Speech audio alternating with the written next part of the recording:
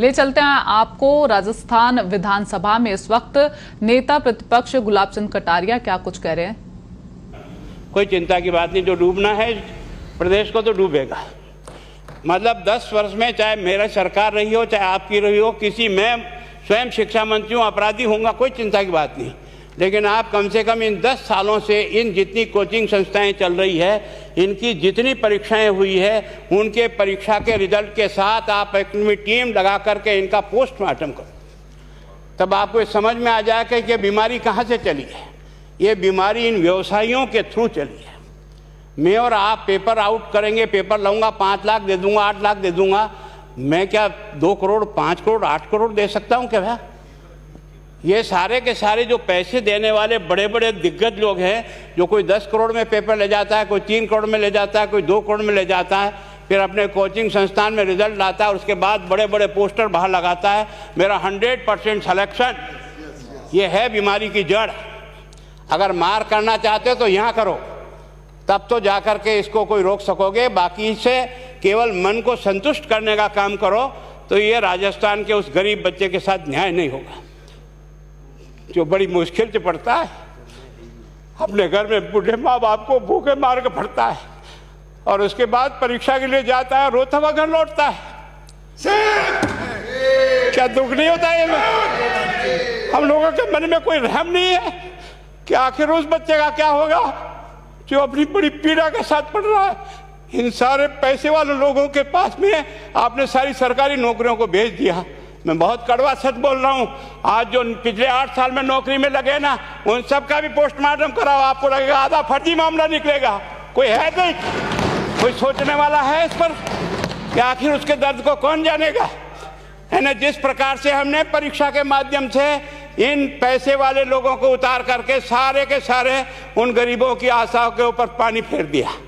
रात और दिन पड़ता है, भूखा प्यासा पड़ता है, घर बेच करके पढ़ता है, खेत बेच करके पढ़ता है, लेकिन जब उसका सिलेक्शन नहीं होता तो जहर खा के मरता है। कोई इस पीड़ा को समझने के लिए तैयार नहीं है।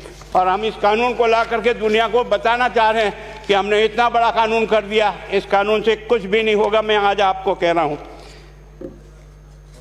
ये जो आपने नए प्रावधान जोड़े हैं, मैं सोचता हूँ कि मुझे कुछ बोलने की इच्छा नहीं, मुझे बहुत दुख है इस बात का। क्या होगा ये?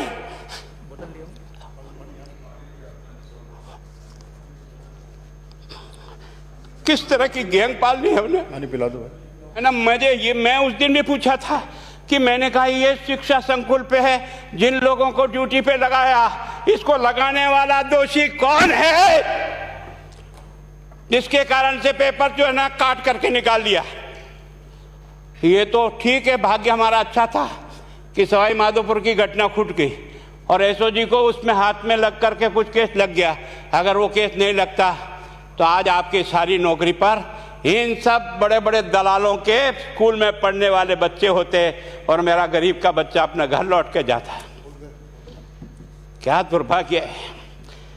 और इस कारण से केवल इसके लिए खुश मत हो जाओ कि हमने कानून बहुत सख्त बना दिया इसलिए अपराधी रुक जाएगा। नहीं, सिस्टम को बदलना होगा, ये परीक्षा का सिस्टम चेंज करना होगा। मैं सोचता हूँ कि क्या हम इतने अक्लमंद बैठे हैं, क्या इस व्यवस्था को चेंज नहीं कर सकते? क्या एक ही पेपर सारे राजस्थान में 20 लाख बच्चों को दिया जाए? क्या इसका कोई ऑल्टरनेट नहीं हो सकता? इसका ऑल्टरनेट सोचना चाहिए कि हम परीक्षा को टुकड़े टुकड़ों में कैसे कर सकते हैं। जिले के अनुसार पेपर नहीं, एक नहीं हम 25 पेपर बना सकते हैं। कौन से सेंटर पर कौन सा पेपर जाएगा कोई तय नहीं करेगा कौन सा जाएगा, और हम जो इच्छा होगी उस सेंटर पे वो पेपर भेजेंगे। और ये जितने भी प्राइवेट कॉलेजों में आपने सेंटर बना रखे उनको बंद करो, इनको तुरंत बंद करिए एक ऑर्डर से।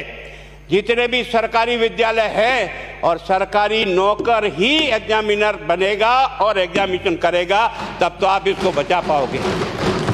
ताकि आप और मैं कितने भी कानून बदल कर दें, आपका वो जांच करेगा, आपका वो अधिकारी आएगा।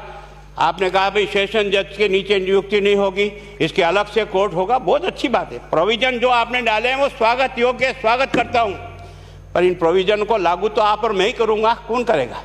जब हम ही ठीक नहीं है तो इन प्रोविजन क्या रोएंगे अंदर बैठे बैठे? जब तक हमारा दिल और दिमाग ठीक नहीं होगा ना, इस बीमारी का इलाज नहीं होगा। हमने शिक्षा के मंदिर को भ्रष्टाचार की भट्टी में जलाकर खाक कर दिया। दुर्भाग्य हमारा, जहां से कोई आशा की किरण दिखती थी उस गरीब को कि चलो मैं अपनी मेहनत से आगे बढ़ जाऊंगा, लेकिन अब वो निराशा में आ गया। उसको लगा कि अब कोई रास्ता नहीं है। और इस कारण से मैं सोचता हूं कि आप जिस भावना से लाया, मैं आपकी भावना की इज्जत करता हूं, लेकिन केवल आपकी भावना इन बेईमानों को नहीं रोक सकेगी। इसको रोकने के लिए हमको सिस्टम को बदल करके और तुरंत उस पर ध्यान करना चाहिए। कानून 302 का बना हुआ है, क्या मर्डर रुक गए? आप भी जान रहे हो, रोज के रोज पोक्सो कोर्ट में आजीवन कारावास हो रहा, क्या व्यभिचार रुक गया है? अपराधी को दंड मिल सकता है, अपराध बंद नहीं हो सकता है। अपराध बंद करने के लिए जो सिस्टम होते हैं उस सिस्टम में चलो। एकमात्र इस देश में भ्रष्टाचार की भट्टी में देश जल रहा था, केवल और केवल एक तरह से प्रत्येक व्यक्ति का खाता खुलवाकर देश के प्रधानमंत्री में सारा का सारा बेनिफिट उसका सीधा खाते में डाला। बेईमानों को चोट लगी नहीं लगी, उस तरफ अपना दिमाग बचाओ, उस तरफ अपना दिमाग लगाओ। किस बीमारी का इलाज कहाँ है और कैसे हो, इस बारे में चिंता करने की कोशिश करो।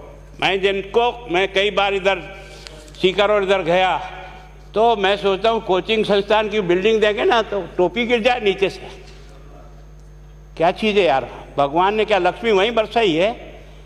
और जो बाकी संस्थाएं, उसका कारण यह है कि हमने अपनी दुकान को इतनी कमज़ोर कर दी है कि जहाँ बच्चे अच्छी तरह से शिक्षा लेकर के हम जैसे गरीब पढ़ करके यहाँ आ गए, अब वो रास्ते नहीं हैं।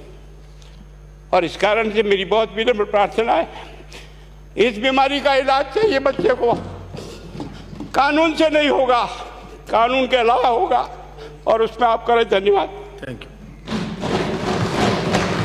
माननीय मंत्री महोदय।